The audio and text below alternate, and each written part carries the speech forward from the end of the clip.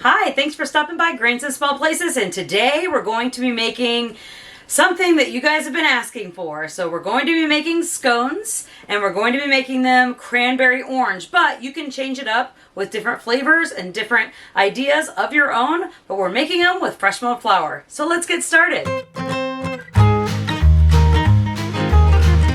Okay, so to start with the scone, we're going to be using about 1/3 of soft white wheat, 1/3 of hard white wheat, and 1/3 of kamut. If you don't have kamut, you could try half and half. I just really think it takes it over the top. Also, you could sub kamut for spelt.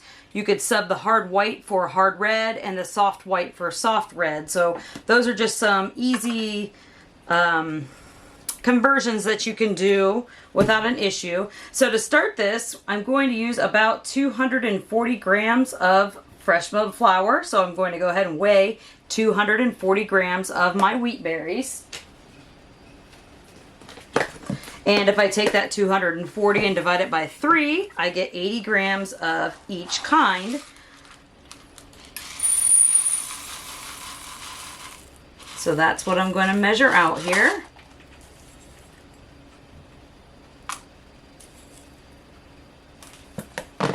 Okay, so that was 80 grams of soft white wheat. Then I'm going to do 80 grams of kamut. And this just gives us just a basic all-purpose flour, that not really going to be using it to make bread because this probably wouldn't form enough gluten for us to get that nice stretchy dough. But a lot of the other things, you can use this blend that I came up with. I've just kind of been working over the years. That's a super common question that I get, is how to make all-purpose flour. So there's not really an exact science or an exact way to make all-purpose flour, but I found that in general this will work for pretty much all recipes that call for all-purpose flour, besides bread doughs or anything that we need the gluten formation. Okay, 241 grams, that's good. This is the hard white wheat. I'm going to go ahead and take this over to my mill, and we will mill this into our flour. This should yield us about 2 cups of flour, but the flour amount, once it's milled, varies for everybody. So it might be a little more or a little less for you if you do your baking by cups rather than by grams. But I find if you can get yourself used to using the scale and doing it by grams, the recipes turn out much more accurate for you. It's just something that I've learned along the way, that it really does help out with my baking. So let's head over to the mill. I'm using my Nutrimill Harvest Grain Mill, and I do have a coupon code to share with you. The coupon code is GRAINY. I'll put a link in the description box below where you can find that and grab $20 off your grain mill, or any of the Nutrimill or Bosch mixers. You can also use that coupon code anywhere Nutrimill website wide.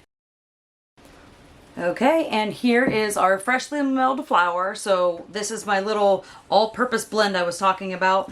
So when we mill this, it does heat up. So anytime you're making biscuits, scones, anything where you want to put cold butter in here, this needs to sit to cool down. So if you want to pop this in the fridge while you do the wet ingredients, that way this can just come down to at least room temperature or even cooler if you can manage that. So I just kind of like to get a little bit of air in there, let the warmth out, and then I'm going to pop this in the refrigerator.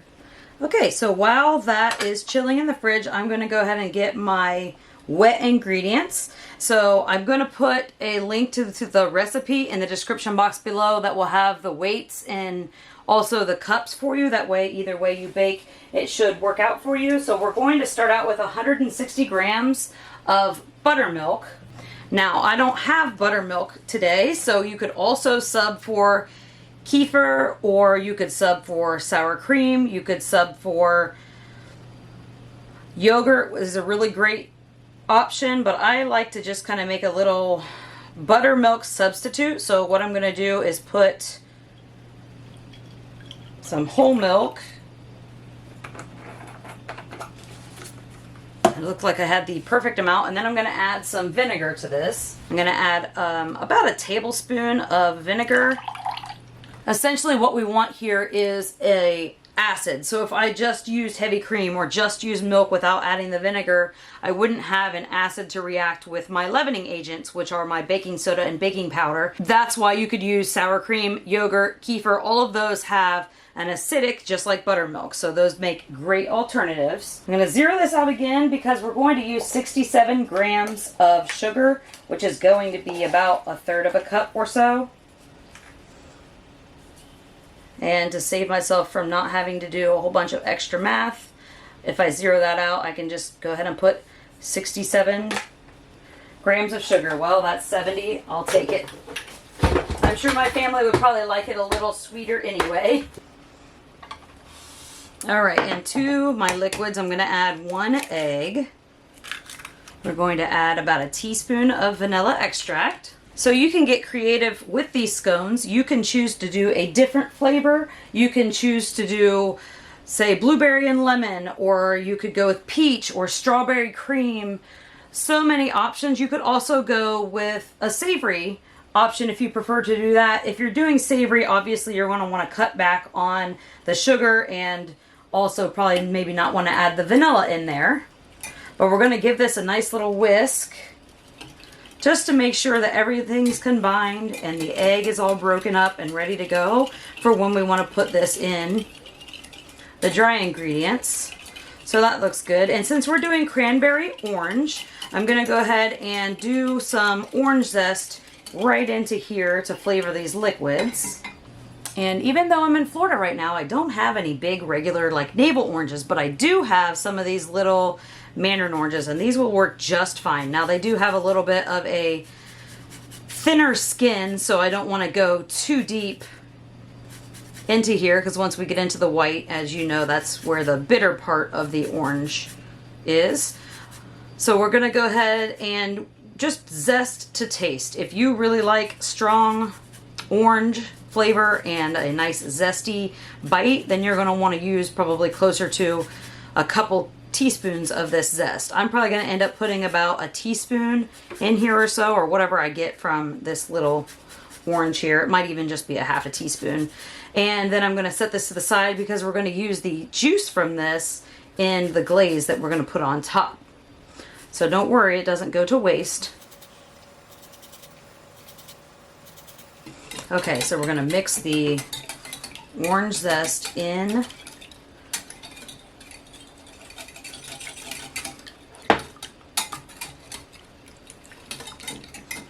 And I'm going to go ahead and set this to the side, and if this starts to curdle or anything, that's fine, that's normal because we added the vinegar into the milk, so that's actually a good thing. That's turning it into the acid environment. And I'm going to go ahead and work on, actually Matt's going to go ahead and chop up the cranberries for us because mine are frozen. You can use fresh, you can use frozen, you can use dehydrated or dried cranberries also, just depending on the texture that you like, but mine are frozen, so he said he'd go ahead and chop those up for us. Okay, so we're wanting these rough chops, so maybe in half or in thirds or whatever. So I'm going to go ahead and set these to the side, and I'm going to grab my unsalted butter, and we want the unsalted butter to be cold.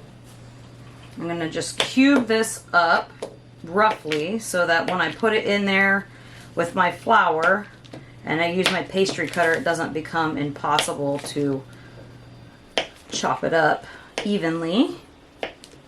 Okay. Set this to the side. I'm going to go ahead and grab my freshly milled flour. It should be cooled down now. All right. Okay, so to my freshly milled flour, I'm going to add a half of a teaspoon of salt. If you're using salted butter, just omit the salt here. We're going to do 2.5 teaspoons of baking powder, and I really like to use this baking powder here. Sometimes it's hard to find, but it's the kind without the aluminum added. And then just a half a teaspoon of baking soda. And if you don't have one of these little nifty things, I think I picked it up for like $6 on Amazon. I can put a link below. But you could also use like 2 butter knives. You could use a food processor. You could use a couple, like 2 forks and go that way. Whatever you just need to be able to rough chop it in here. So I'm going to go ahead and add this cold cubed butter in here. And then I'm just going to start cutting this into my flour. Now remember, this flour, I let it sit and cool down a little bit after I milled it, because when we mill the flour, it does warm itself up, and that would then start melting the butter prematurely, which we definitely don't want.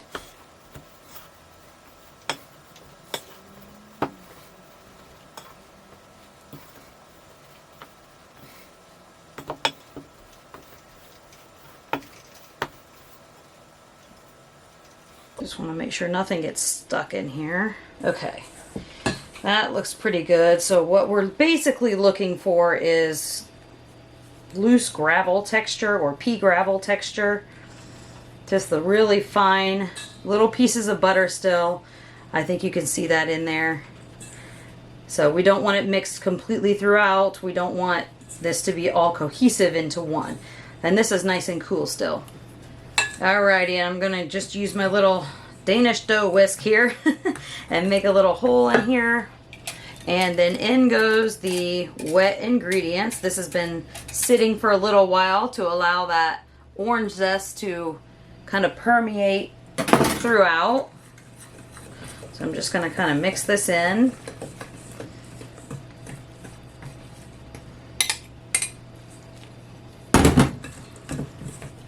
And remember, it takes time for fresh milled flour to absorb the liquids. So it might seem really wet at first, but we are going to let this sit for a little while so that it can start absorbing the liquids before we start to bake it, which is why I didn't preheat my oven first like we normally would when we're making these. Okay. So now what I'm going to do is go ahead and add in my cranberries.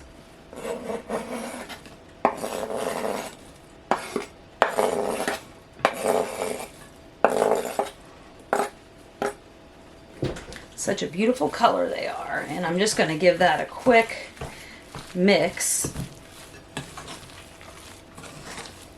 so that those are distributed. And we want to make sure we get all that you could see that was still some dry flour. We want to make sure we get all that fresh milled flour up from the bottom and mixed throughout so there is nothing dry in here.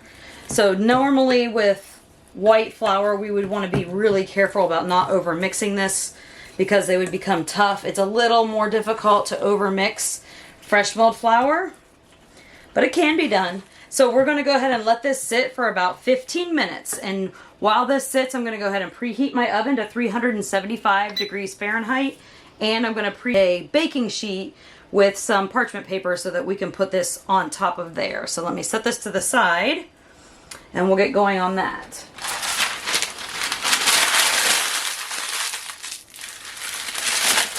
I saw this little trick on a video somewhere and I thought I would give it a try. I tried it once and Matt told me, hey, if you crinkle it, straighten it out and crinkle it again, it seems to work a little better. So we'll go with it twice, crinkled.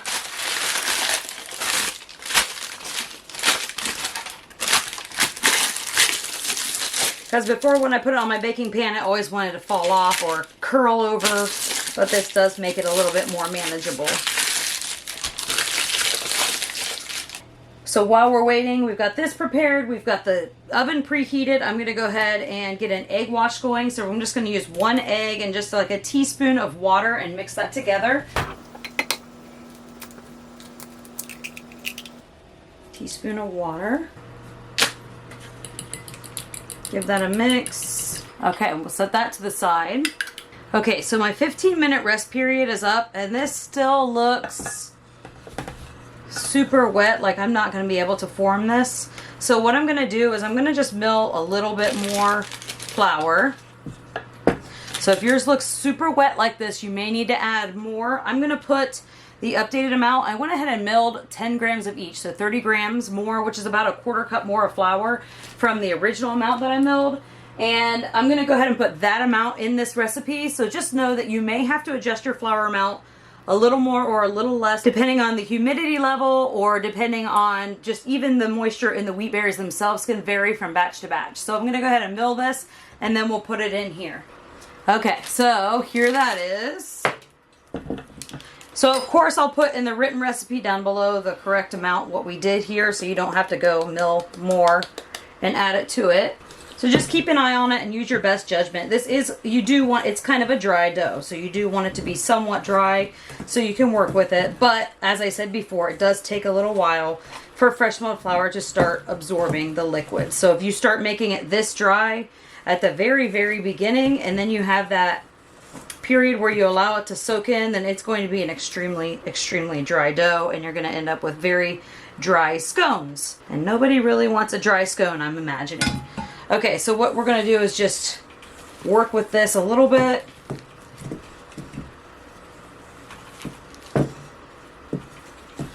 So in a right mind, I would let this sit for another 15 minutes to absorb that new flour that we just added. But for the sake of time, I'm going to go ahead and continue on. So what we're going to do, pull this forward here.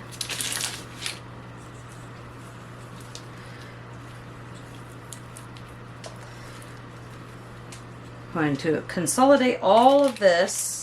Ideally, as I said, we would like this to sit a little while longer again so that that new flour I added could absorb this. So yours will probably be a little better looking than what mine is. So if you're having trouble shaping it, you can always get your hands wet. And that will help. We want to make this and form this into a circle. And then we're going to flatten that circle to be about an inch thick or so. Look at these beautiful cranberry colors popping through here. That's beautiful. Okay. So we do want this to be a little bit wetter than what our traditional scones would be with white flour. Okay, so we want this to be about 7 inches or so and about an inch thick. So it looks like I need to go a little bit flatter, but my hands were just very messy. Okay, I like that. So what we're gonna do now is I'm just gonna use my pastry cutter here and cut it into 8 pieces. If you are a person that likes the crispy edges, which I should have put some oil on the edge of my pastry cutter here, then you're going to want to make sure that you separate these. And that way they will have nice crispy edges. If you're somebody that likes these to get a higher rise and be a little bit on the softer side, you can leave these closer together. Okay, so now we're going to just brush the top of these with some of the egg wash that we prepared. If you would like to just sprinkle some sanding sugar on this or turbino sugar or anything like that, you could do that. I'm going to finish ours with a little orange glaze, so I don't think we need to add any sugar to the top, but if you want to, that is definitely an option. And then into the oven they go. Okay, so these took about 25 minutes, and we want these, you can tell that they rose quite a bit. I guess I should have had them separated more. So I'm going to go ahead and pull these off onto a wire rack so that they can finish cooling. We're going to let those cool for a while. 10-20 minutes, they're probably ready to go. Next time I would definitely recommend separating these when we're baking them at least a little bit. As you can see, they kind of all baked in together. Okay, so while those are cooling, we're going to go ahead and make our orange glaze to go on top. So I'm going to use about 2/3 cup of powdered sugar. Of course, you could sift yours if it's lumpy at all. I don't really care if mine has lumps or not. And then I took that little cutie mandarin orange thing that we had earlier. I'm going to use about a tablespoon of the juice for this. The great thing about this is there is no seeds in these, so I don't have to worry about getting any seeds. So I hope I'll get enough with just this one. If not, I can either juice another one or just sub in for some water, which is probably what I'll do because I don't want to open up another one. Mix that around. Now we want to make sure that the scones have cooled all the way before we drizzle this on top. Otherwise it will just melt.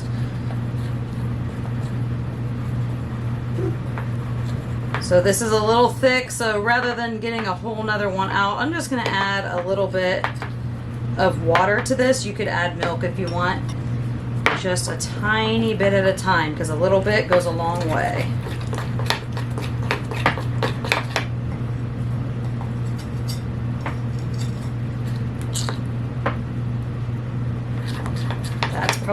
nice drizzling texture or consistency.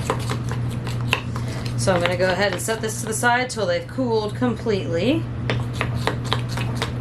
And then we will drizzle this on together.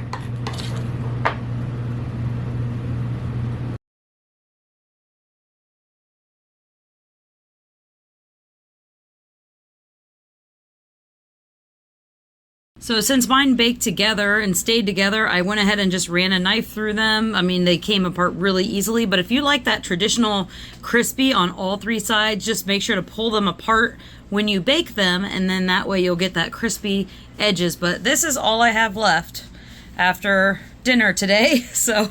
Thanks for hanging out with me today while we made these cranberry orange scones. I hope you give them a try. Don't forget to like, subscribe, and share with your friends. And thanks for stopping by Grains in Small Places. Goodbye.